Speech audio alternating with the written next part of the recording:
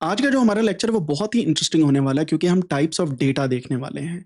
सबसे पहले एग्जांपल इससे मैं स्टार्ट करूंगा। आपने पिछले वीक डेटा कलेक्ट किया कि आप कितना पानी पीते हैं, ठीक है? मैं यहाँ पे 2 किड्स के नेम लिखूंगा और आपको समझाने की कोशिश करूंगा कि टाइप्स ऑफ डेटा कैसे आप कंसीडर करते हैं। तो सबसे पहले मेरे पास है फातिमा एंड दूसरी साइड पे मेरे पास जो अदर पर्सन है दैट इज आमिना, ठीक है? ये 2 हमारे स्टूडेंट्स हैं और इन्होंने पानी जो है पिछले वीक जो है वो पिया है, ठीक है? और मैं आप दोनों से पूछता हूँ कि आपने कितना-कितना पानी पिया है डेली बेसिस पे, क्या आप बता सकते हैं? फातिमा एंड आमना, लेटर्स के अंदर अगर आप बताएँ, अगर आप नहीं बताते तो I will just write down some values here ताकि मैं आपको समझा सकूँ कि किस तरीके से आप देख रहे हैं। फॉर एग्ज़ाम्पल फातिमा जो है 1.5 लीटर पर डे इन्होंने पिया है, ठीक है? इसी तरीके से हमारे पास आमिना है, आमिना ने टोटल वीक के अंदर 11 लीटर पिया है, ठीक है? पर वीक। सही होगी बात, समझ आ गई सभी को? अब आप देखें हमारे पास 2 किस्म की वैल्यूज़ हैं, एक है ये 1.5 लीटर पर डे और एक आई है हमारे पास पर वीक। ये जो मैं लाइन लगाता हूँ ना इस तरीके से, दिस इज़ कॉल्ड पर मीन्स बाय, ये डिवीज़न की लाइन होती है, शायद आपको याद हो 3/4, ये वही लाइन है जो मैं यहाँ पे लगा रहा हूँ, इसको पर बोलते हैं, ठीक है? इस वजह से मैं इसको बोलता हूँ 11 लीटर पर वीक हो गया। अच्छा, सो अब हमारे पास जो अगली चीज़ है देखने वाली वो यहाँ पे ये है, जस्ट गिव मी 1 सेकंड। मैं यहाँ से इसको अरेज कर देता हूँ ताकि ये एम्बिगिटी ना हमारे पास लेके आए।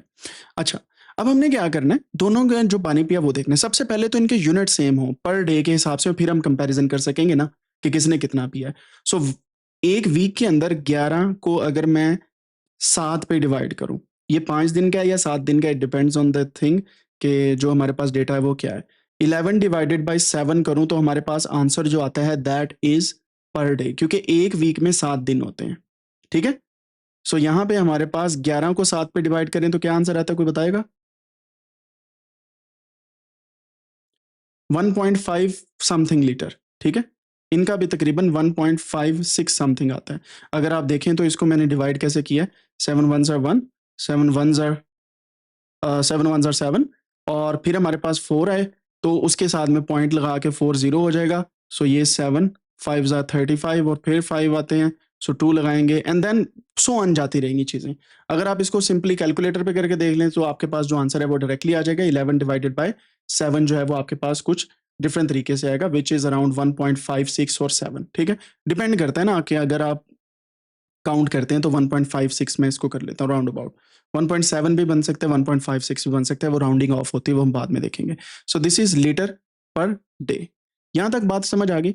अब मैं आपको बताता हूँ, ये जो फातिमा ने डेटा अपना कलेक्ट किया है that is 1.5 litre per day, Fatima के लिए ये वाला डेटा इनका प्राइमरी डेटा है। प्राइमरी यानी कि अगर फातिमा से मैं पूछूं कि आपने ये डेटा खुद से कलेक्ट किया, उन्होंने बोला जी मैंने खुद से किया है, और जब वो इस डेटा के बारे में बात करके इसको एनालाइज करेंगी तो वो कर रही हैं प्राइमरी डेटा को एनालाइज। बात समझ आई? फातिमा के लिए उनका अपना डेटा प्राइमरी डेटा है। अब बात करते हैं, अगर फातिमा डेटा को एनालाइज करें जो है आमिना का डेटा, 1.56 लीटर वाला डेटा जो है, इसको एनालाइज करें तो ये वाला डेटा जब आमिना का डेटा फातिमा एनालाइज कर रही है तो फातिमा के लिए ये होगा सेकेंडरी डेटा। कौन सा डेटा? Secondary data. सो दो किस्म के डेटा सेट्स होते हैं, एक होता है प्राइमरी, एक होता है सेकेंडरी। प्राइमरी वो डेटा होता है जिसे आप खुद से कलेक्ट करते हैं और आप खुद से एनालाइज करते हैं। जब भी आप किसी डेटा पे काम करें वो आपने खुद से कलेक्ट किया हो, खुद से ऑब्जर्व किया हो, खुद से उसको आपने लिखा हो, उसको बोलते हैं प्राइमरी डेटा। क्या बोलते हैं? आप बोलेंगे तो फिर समझ आएगी, अदरवाइज नहीं आएगी आपको। प्राइमरी डेटा, आपके होंठ हिलने चाहिए बोलते हुए। जो डेटा किसी का डेटा है और आप उस पर काम कर रहे हैं, एनालाइज कर रहे हैं, वो कौन सा डेटा होगा? सेकेंडरी डेटा, ठीक है? प्राइमरी और सेकेंडरी की समझ आ गई? अब ये जो प्राइमरी डेटा और सेकेंडरी डेटा है ये पहली डेटा की टाइप है। सो इसको मैं बोलूंगा डेटा टाइप्स। हम लिखते हैं यहाँ पे डेटा टाइप्स। हमने अभी देखी है primary data type and secondary data type. Primary data type and number 2 is secondary data type, ठीक है। अब आपकी असाइनमेंट ये होगी, जब भी मैं यहाँ पे कुछ इस तरीके से लिख के आपको बोलूंगा कि इसकी डेफिनेशन आपने लिखनी है, सो आपको गूगल से सर्च करनी पड़ेगी इन दोनों की डेफिनेशंस, एंड आप वो फिर असाइनमेंट के तौर पे सबमिट करवाएंगे, ठीक है। कॉन्सेप्ट मैंने आपको समझा दिया, प्राइमरी डेटा क्या होता है और सेकेंडरी डेटा क्या होता है। अब आपने इनकी डेफिनेशंस देखनी है, तो जब भी आप गूगल पे सर्च करेंगे सिंपली प्राइमरी नहीं लिखेंगे, आप साथ में लिखेंगे primary data type, secondary data type, फिर आपके पास इसकी पूरी डेफिनेशन आएगी, राइट। डेटा टाइप्स क्लियर हुई यहाँ पे दो, प्राइमरी एंड सेकेंडरी। जब आप खुद के डेटा पे काम कर रहे हैं वो आपका प्राइमरी है, जब आप किसी के डेटा पे काम कर रहे हैं वो आपका सेकेंडरी डेटा है, ठीक है। अब एक और बात करते हैं, आमिना के पास, मेरे पास आया जी पूरी क्लास का डेटा, ठीक है। पूरी क्लास से मैंने पूछा कि कौन कितना पानी पर डे पीता है, तो यहाँ पे मेरे पास हादी का नाम आ गया, तो मैं यहाँ पे हादी का जो है वो लिख देता हूँ, फॉर एग्जाम्पल 2 लीटर्स। और मेरे पास आ जाता है रिदा का नाम, तो मैं ये लिख देता हूँ 3। और जैनब का मेरे पास नाम आ जाता है, I would write 4। I know कि ये थोड़ा सा ज़्यादा पानी पी रहे हैं, लेकिन अच्छी बात है, सेहत के लिए अच्छा है।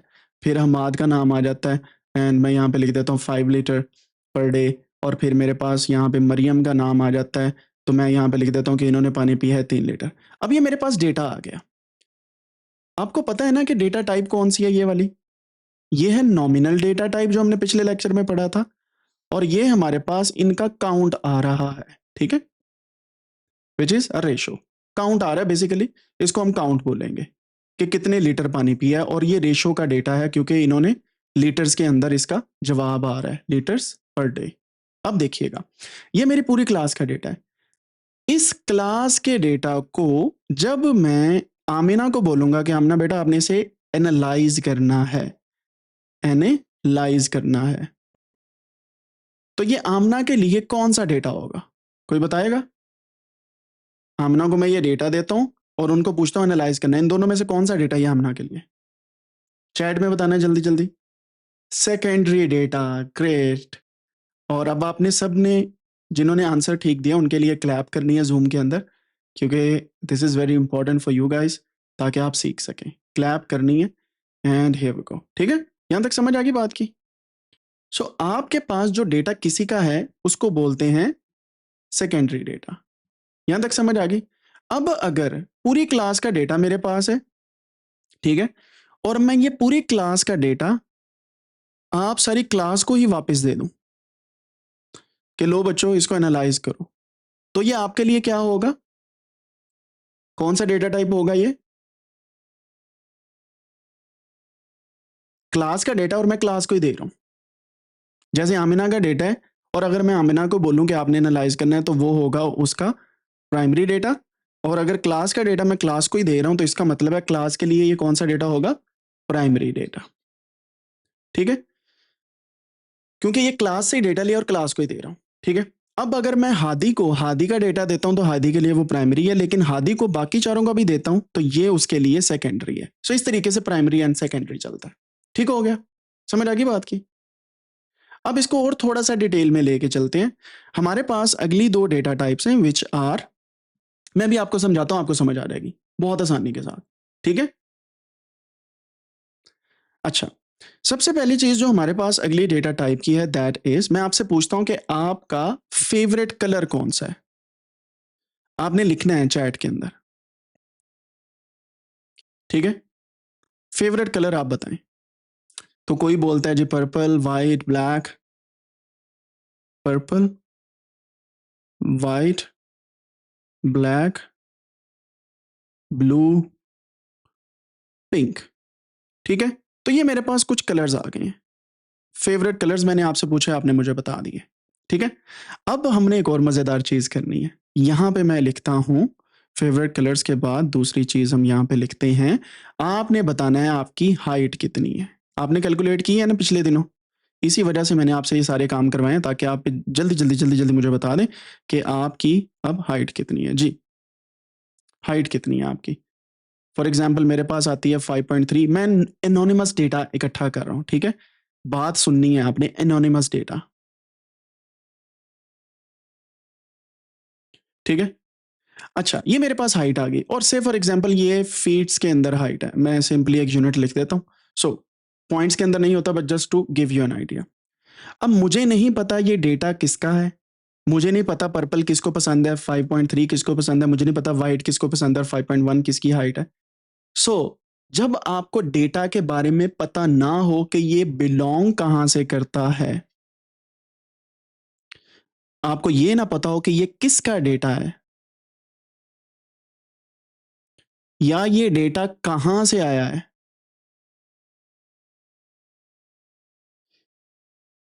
ठीक है, इसको बोलते हैं एनोनिमस डेटा। एनोनिमस डेटा, ऐसा डेटा जिसके बारे में आपके पास प्रॉपर इंफॉर्मेशन ना हो, एनोनिमस डेटा। और आपको बड़ी मजे की बात बताने लगा हूं, ये एनोनिमस डेटा मेडिकल के फील्ड के अंदर बहुत ज्यादा यूज होता है। इसकी मिसाल देता हूं आपको। मिसाल के तौर पे आप लोग एक डेटा एनालाइज करते हैं, आप देखते हैं कि आप एक हॉस्पिटल में जाते हैं, उनसे पूछते हैं कि हमें ये बताएं कि आपके पास जिन लोगों को डायबिटीज है, यानी कि ऐसे पेशेंट जिनको डायबिटीज है, उनकी इंफॉर्मेशन हमें दे दें। तो वो क्या करते हैं, आपको इस तरीके से डेटा दे देते हैं एक्सेल शीट के अंदर या लिखा हुआ, जैसे आप लोग नोट कर रहे हैं अपनी नोटबुक्स के ऊपर। लेकिन वो कहते हैं हमने आपको नेम्स नहीं देने और उन लोगों का बताना नहीं है कि वो मेल थे, फीमेल थे, वट एवर द रीजन, ठीक है। वो नेम्स आपको नहीं बताते, वो कहते हैं कि ये प्राइवेसी कंसर्न्स की वजह से आपको नेम्स नहीं मिलेंगे, आपको उनकी एज का पता चल जाएगा, आपको ये हम बता देंगे कि उनका जो जेंडर था क्या था, और आपको बाकी चीज़ें बता देंगे कि वो मेल थे, फीमेल थे, लड़कियां थी, लड़के थे, औरतें थी, मर्द थे, बच्चे थे, ये सब कुछ आपको बता देंगे, लेकिन नेम्स नहीं बताएंगे। तो इस डेटा को हम एनोनिमस डेटा कहते हैं, कि यानी ऐसा डेटा जिसके पास आइडेंटिटी नहीं है, या आपको वो एनोनिमाइज करके डेटा दे रहे हैं। एनोनिमस डेटा या एनोनिमाइज करके डेटा देने को बोलते हैं, जिसके आपके पास आइडेंटिटी ना हो, यानी कि आपको पता ना हो कि किसका डेटा है, या ज़्यादातर मेडिकल के फील्ड के साथ चलता है यही डेटा। अब आजकल डेटा प्राइवेसी इतनी आम हो चुकी है, डेटा प्राइवेसी ये इतनी ज़रूरी है, आप आने वाले दिनों में भी पढ़ेंगे, क्योंकि आप लोगों ने पाकिस्तान को लीड करना है, तो आपको पता होना चाहिए कि डेटा का प्राइवेट होने से मतलब ये है कि मेरे नाम के साथ डेटा ना दो, बाकी यूज़ करना है तो कर लो। तो जितनी भी बड़ी कंपनीज है ना, वो आपके नाम के साथ नहीं, लेकिन वो डेटा जो है वो प्रोसेस करके आपको रिकमेंडेशन दे रहे हैं। जैसे आपको पता है यूट्यूब पे आपको एक वीडियो देख लो, उस तरह की बाकी वीडियोज आने लग जाती हैं, ऐसे ही होता है ना। जब आप कोई चीज सर्च करते हो, उसकी एड्स आपको आने लग जाती हैं, तो बेसिकली वो डेटा प्रोसेस कर रहे हैं। By the way, coming back to the point, anonymous data आपको समझ आ गई क्या होता है, ठीक है। तो हमारे पास पहला था प्राइमरी डेटा, फिर हमने देखा सेकेंडरी डेटा, अब तीसरा क्या हो गया, एनोनिमस डेटा, ठीक है, एनोनिमस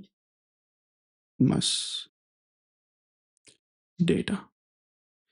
इसके बाद चलते हैं बड़े ही आसान डेटा टाइप की तरफ, जो आप सबको पता है, सिर्फ मैंने एक दफा बताना है, आपको समझ आ जानी है। और वो डेटा टाइप है, ये आपके पास एक चीज लिखी हुई है इंग्लिश के अंदर या टेक्स्ट के अंदर, ठीक है, ये वाली जो है, यानी कि ये पर्पल है, white, black, blue and pink, ठीक है। सो ये जो कलर का हमारे पास डेटा है, ये कलर्स का जो हमारे पास डेटा है कि आपका फेवरेट कलर कौन सा है, इसको हम बोलते हैं क्वालिटेटिव डेटा। कौन सा डेटा, क्वालिटेटिव, क्वालिटेटिव, मैं यहां पे लिखता हूं, क्वालिटेटिव,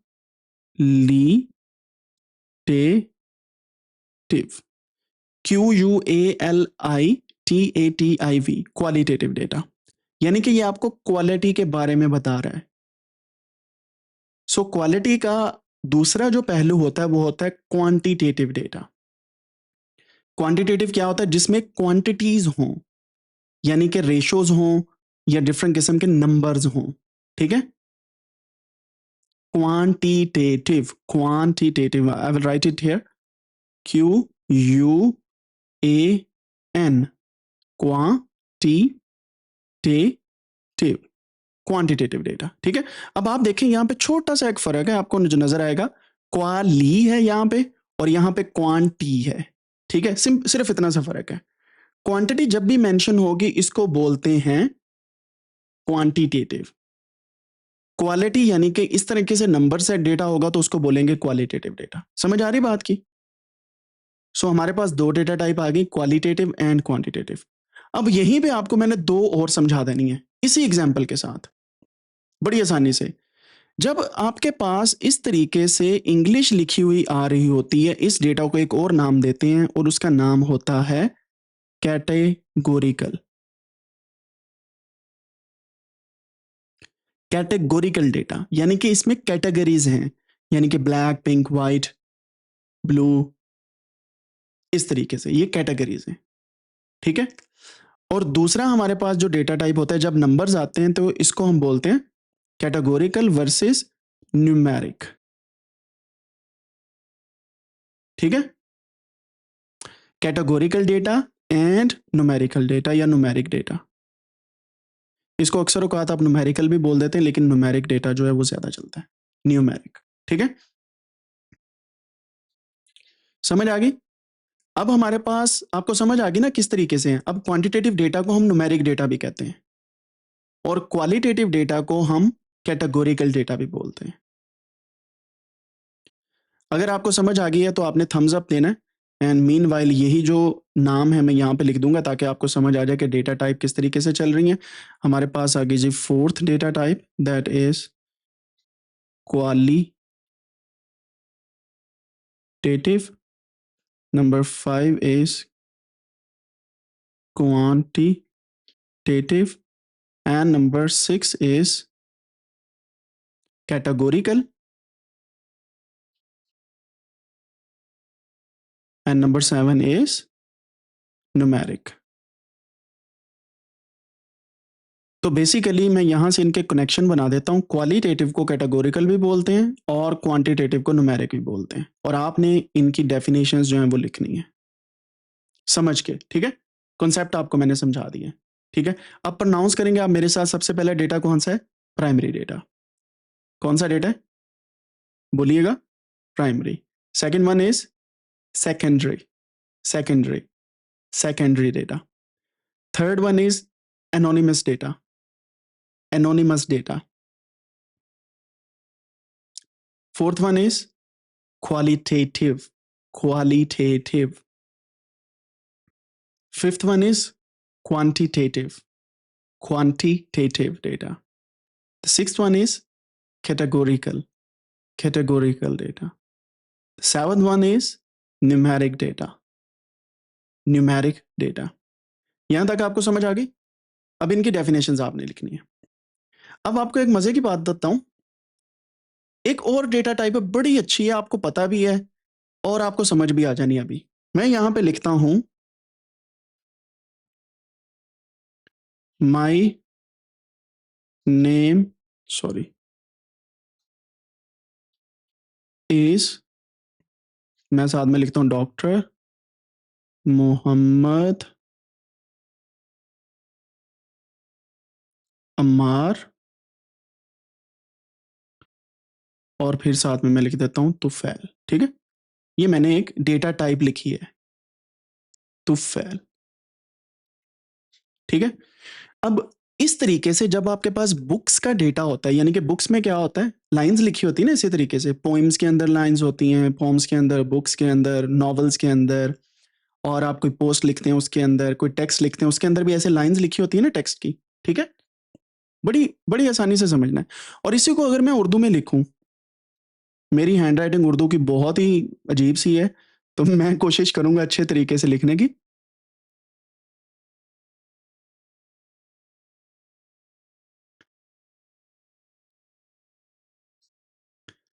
और ऊपर से कंप्यूटर पे लिखना आसान नहीं है, ठीक है। सो ये मैंने इंग्लिश में लिखा, ये मैंने लिखा उर्दू के अंदर, ठीक है। अब मैं यहां पे जर्मन के अंदर लिखने लगा। जर्मन के अंदर मैं लिखता हूं माइन नामे इस्त डॉक्टर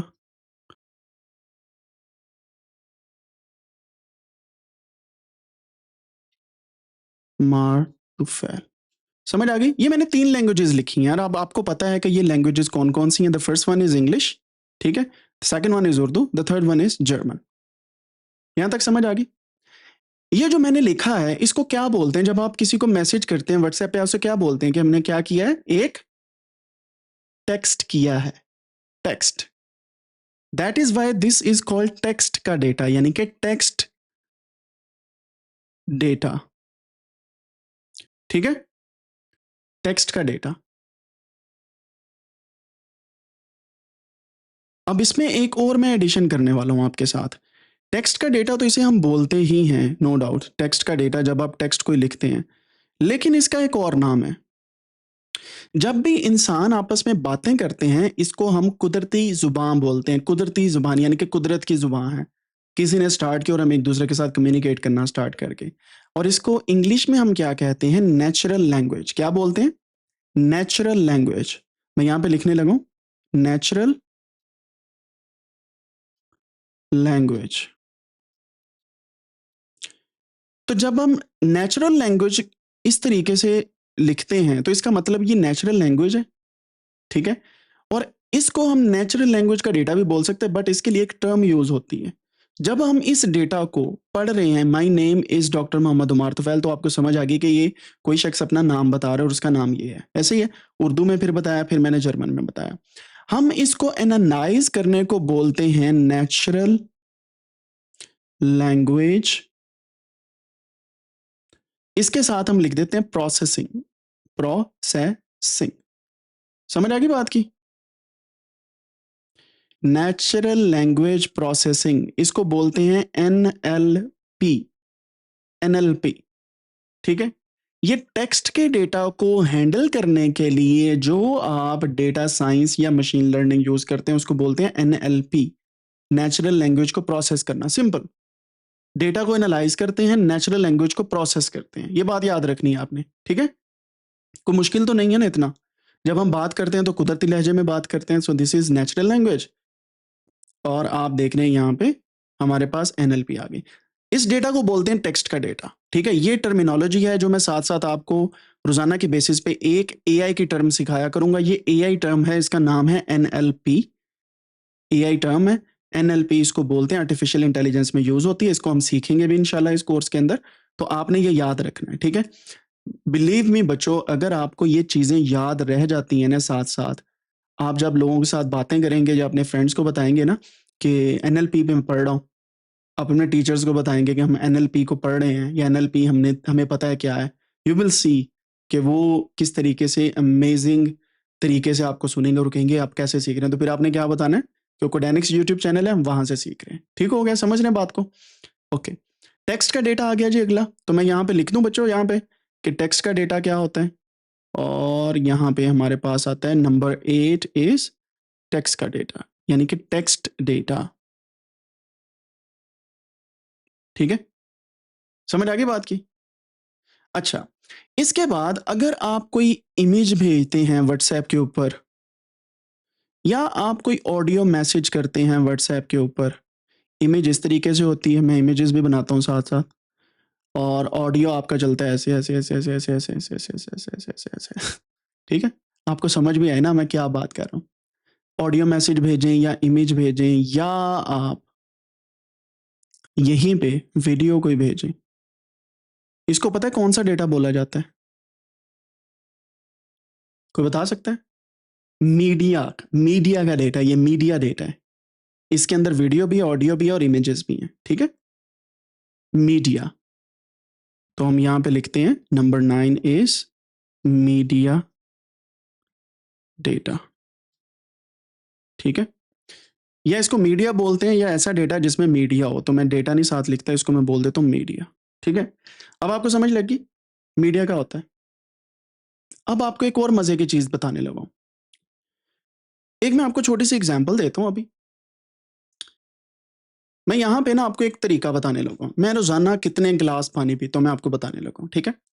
मैं रोजाना के कम से कम 8 से 9 गिलास पानी पीता हूँ। 9 ग्लासेस आप लगा लें। मंडे को मैंने डेटा लिया तो मैं बोलूंगा मंडे को 9 ग्लासेस, ट्यूसडे को 9 ग्लासेस, वेंसडे को 10 ग्लासेस, क्योंकि मैं वॉक करके आया तो प्यास ज्यादा लगी मैंने पी लिया।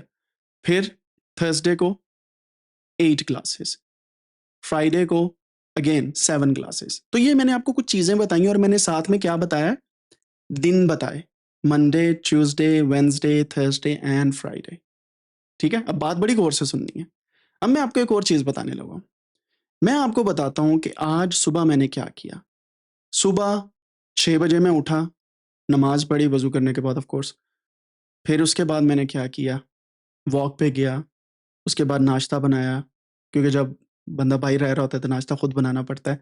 जिन बच्चों को नहीं पता तो आप बड़े लकी हो गए, आपके पेरेंट्स या आपके गार्डियंस आपको बना के दे रहे हैं। अच्छा, वो खाया। नाश्ता करने के बाद मैंने क्या किया, मैं अपना काम जो है होम ऑफ़िस कर रहा था तो मैं घर बैठ गया काम करने के लिए। सो वो जो टाइम साथ-साथ मैं लगा रहा हूँ कि 8 बजे ये किया, 9 बजे ये किया, 10 बजे ये किया, 11 बजे ये किया, ये टाइम के साथ डेटा आ रहा है, ठीक है? मैं टाइम वाला डेटा इधर-उधर नहीं कर सकता, क्योंकि टाइम एक ऐसी चीज़ है which is important about this data. इसकी एक और मैं आपको मिसाल बताता हूँ। आप जब फजर की नमाज़ अदा करते हैं, क्या वो रात को अदा हो सकती है, इशा के वक़्त? कभी सुना है आपने चलो आओ फजर की नमाज़ अदा करने चले और बाहर अख़ीर किस्म की धूप निकली हुई है? नहीं हो सकती ना, क्योंकि जो फजर का एक टाइम मुकर्रर है उसी वक़्त होनी है, ऐसे ही है। अब बात करते हैं ज़ोहर की। ज़ोहर की नमाज़ आप मगरिब टाइम अदा कर सकते हो मस्जिद में जाके, बाजमात? पॉसिबल नहीं है। उसकी रीज़न क्या है, उनका एक टाइम है, ठीक है? तो बड़ी बात बड़ी गौर से सुननी है। तो जो डेटा जिसके साथ टाइम अटैच हो, उस डेटा को बोलते हैं time series data. Time series का डेटा। अब मैं आपको समझाने लगा हूँ कि टाइम सीरीज़ का डेटा कैसे होता है। बात समझ आ गई? कॉन्सेप्ट क्लियर हो गया ना आपको? अब मैं आपको समझाता हूँ। जैसे किसी भी डेटा में जब टाइम इन्वॉल्व हो जाता है, फॉर एग्ज़ाम्पल मैं यहाँ पे लिखता हूँ टाइम और यहाँ पे मैं लिखता हूँ ड्रिंकिंग वाटर, ठीक है? कि मैं यहाँ पे नोट कर रहा हूँ मैंने कब-कब पानी पिया, ठीक है? अब स्टार्ट किया, मैं यहाँ पे टाइम लिखता हूँ। टाइम जो है मैं लिखता हूँ hours, hours, minutes, minutes, second, seconds. ये पता है ना टाइम ऐसे आता है घड़ी पे? पहले घंटे आते हैं, फिर मिनट्स आते हैं, फिर आपके पास सेकंड्स आते हैं। तो मैं लिखता हूँ कि जब सुबह के 06 आवर्स थे, मिनट थे 10, सेकंड उस वक़्त मैं लिख देता हूँ यहाँ पे 15 सेकंड हुए थे। तब मैंने 2 गिलास पानी पिए, ठीक है?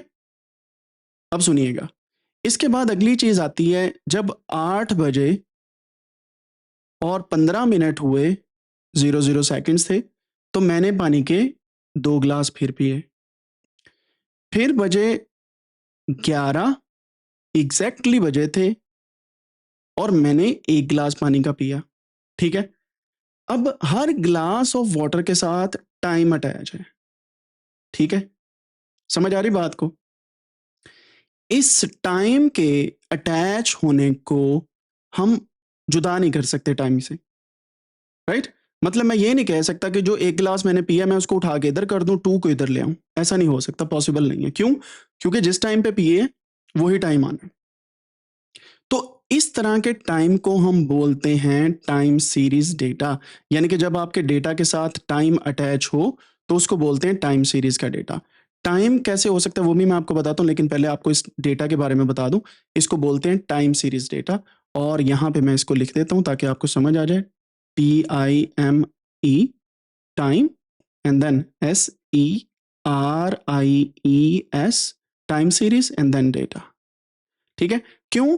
क्योंकि ये जो एक डेटा आप ऊपर से नीचे ऐसे एक कॉलम में लेके आते हैं, इसको बोला जाता है सीरीज़, सीरीज़। यानी कि ये सीरीज़ है, जो ऊपर से नीचे को आप लेके आ रहे हैं, ठीक है? इसी वजह से इसको टाइम, टाइम है, साथ में सीरीज़, क्योंकि ऊपर से नीचे जब हम लिखते जाते हैं ना एक कॉलम के अंदर, उसको सीरीज़ बोला जाता है। That is why this is called time series data, क्योंकि हर डेटा के साथ एक टाइम की सीरीज़ चल रही होती है, यानी कि टाइम का एक कॉलम चल रहा होता है, यानी कि टाइम की स्टेम्प्स चल रही होती है, ठीक है?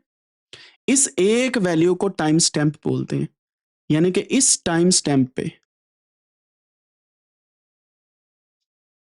राइट? क्लियर होगी बात आपको बच्चों अब? सो इस डेटा को टाइम सीरीज डेटा बोलते हैं and this data is very important again, और मैं इस डेटा को यहां पे लिखूंगा। Number 10 is time series data, right? So time series data हमारे पास क्लियर हो गया जी। अब आप मुझे बताएंगे टाइम सीरीज डेटा, क्योंकि ऐसी एग्जांपल जो डेली लाइफ में आप सभी देखते हैं। मैसेज के अंदर आपने लिखना है, जूम की मीटिंग के अंदर।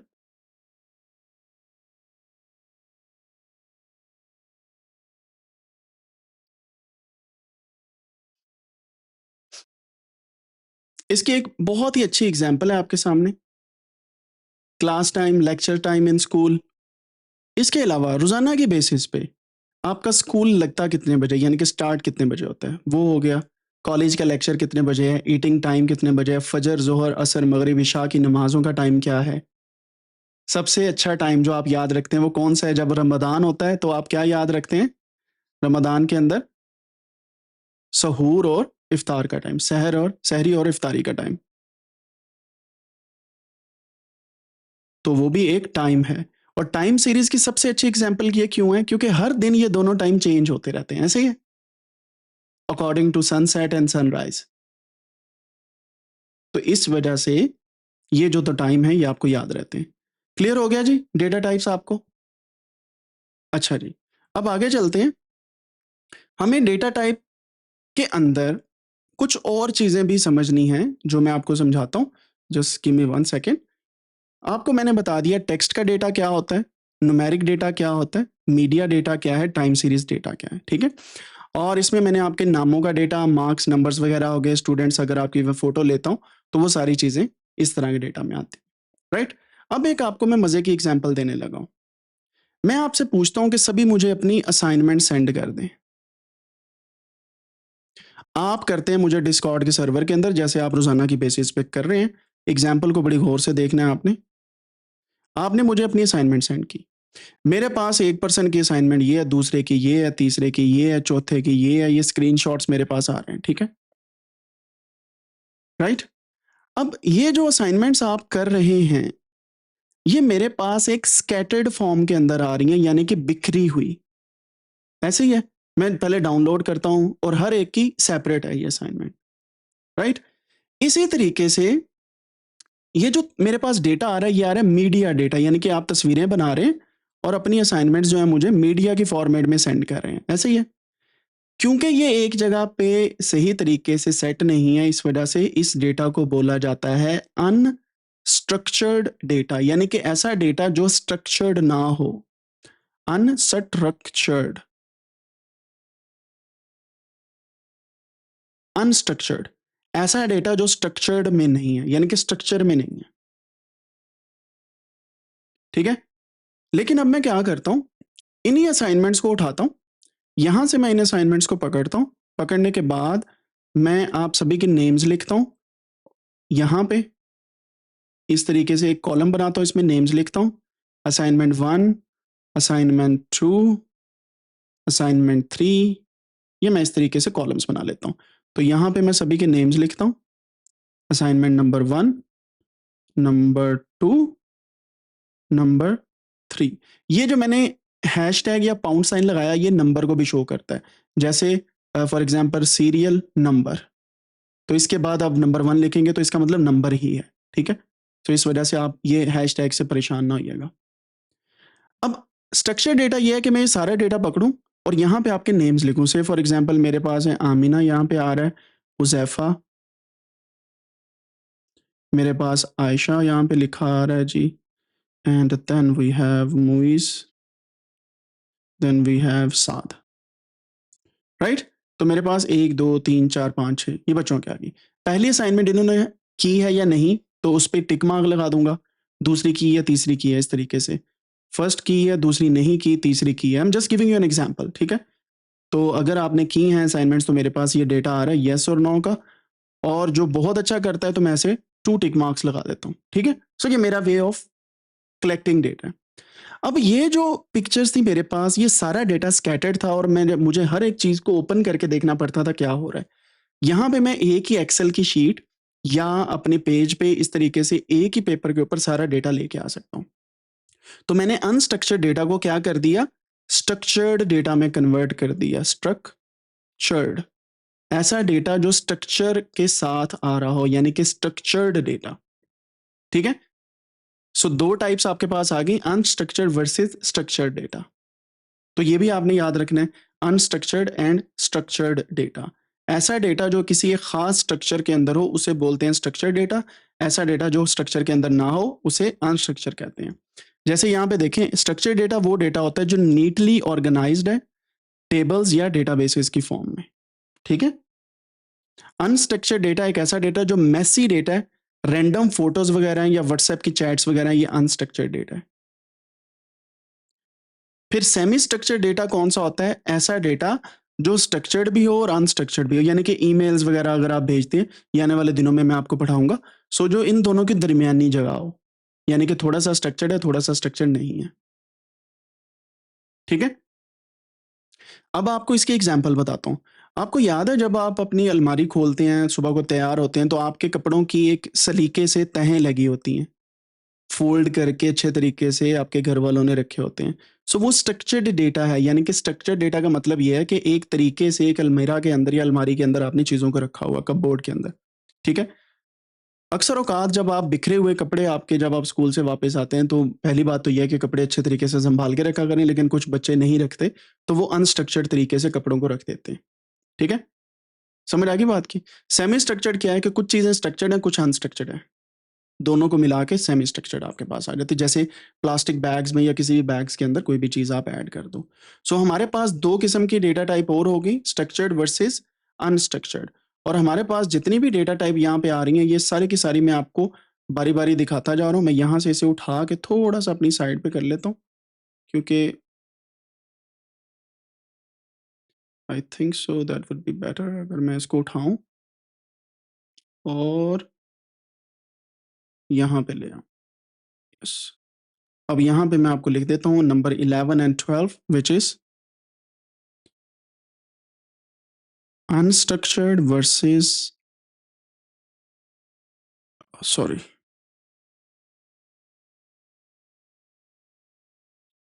versus structured data। समझ आ रही है बातों की? कोई चीज आपको ऐसी जो अभी तक समझ ना आई हो, मुझे आप बता सकते हैं, बिकॉज इट्स इंपॉर्टेंट कि आपको चीजें समझ आए। डेटा क्यों जरूरी है? जैसे मैंने आपको पिछले लेक्चर्स में बताया, डिसीजन मेकिंग के लिए जरूरी है।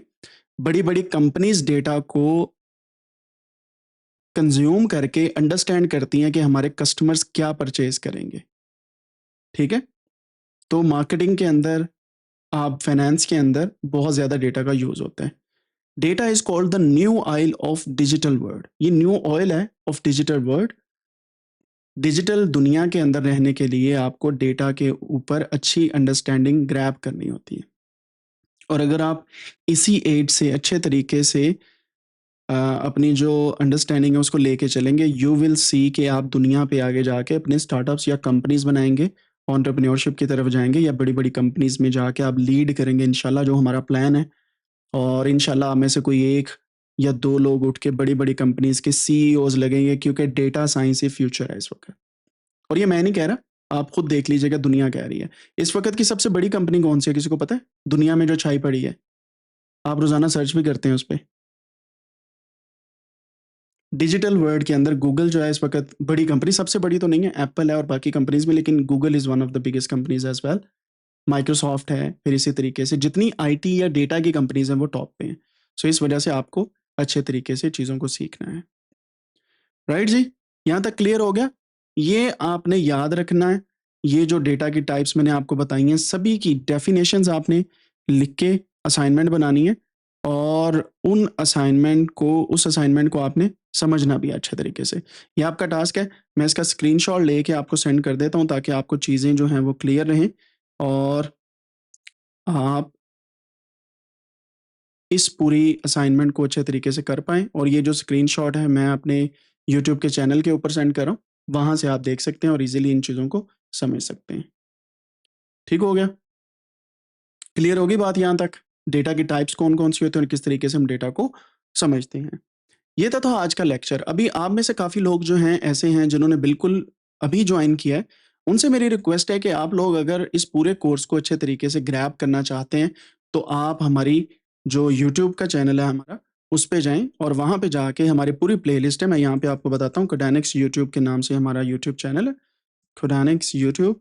और इस यूट्यूब चैनल पे जाने के बाद आप प्लेलिस्ट पे क्लिक करेंगे, एंड प्लेलिस्ट पे जाने के बाद आपके सामने ये एआई फॉर किड्स का प्रॉपर कोर्स जो है वो आपके सामने आ जाएगा, एआई फॉर किड्स के नाम से। और यहाँ पे हमारे जितने भी लेक्चर्स हैं, पहले पिछले वाले लेक्चर सुने, फिर इन लेक्चर से ऑनवर्ड आप आके चीज़ों को सीखें, क्योंकि बेस बनाना बहुत ज़रूरी है। अगर आप डायरेक्टली इस लेक्चर से सुन रहे हैं तो आपसे रिकमेंडेशन आपको मैं करता हूँ कि आप प्लीज़ इस प्लेलिस्ट में जाएँ और शुरू से लेक्चर्स को सुनना स्टार्ट करें, क्योंकि मैंने यहाँ से बड़ी बेस बना के चीज़ों को आगे लेके चल रहा हूँ और मैं रोज़ाना की बेसिस पे टास्क वगैरह भी वहाँ पे ऐड कर रहा हूँ। यहाँ तक आपको क्लियर हो गया बच्चों? तो give me a thumbs up in zoom and let's see कि आप किस तरीके से आगे चलते हैं। जो लाइव हमें देख रहे हैं उनसे रिक्वेस्ट है कि please subscribe our channel, like this video and comment कि आपने आज आप क्या सीखा।